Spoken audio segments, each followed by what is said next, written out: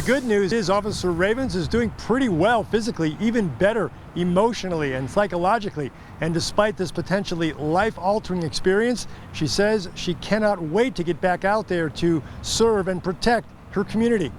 That, however, did not look very realistic on the night of August 11th. While driving down State Street during her routine shift, Officer Ravens saw a dog running in the roadway and a person trying to retrieve the animal.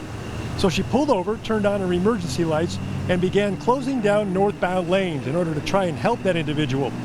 She had 2 of the 3 lanes closed, and all of a sudden a driver came from around the corner and slammed into her. She says she never saw him. Officer Ravens lay on the street for several seconds before realizing she wasn't paralyzed and was finally able to radio for help. She says her entire squad, every UTA officer on duty that night, responded, along with South Salt Lake Police. Now that she's on the road to recovery, Officer Ravens says it's made her even more passionate about her career path. I can't think of anyone else I'd rather work with than the guys that I work with right now.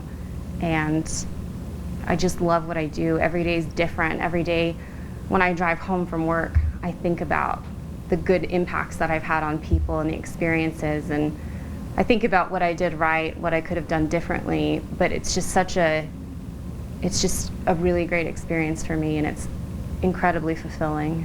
And keep in mind, Officer Ravens is still just a rookie, only 7 months on the job at the time of this accident. But she says this experience making her more determined than ever to be a cop. Now, how soon she can get back to work will depend on a visit to the doctor this week.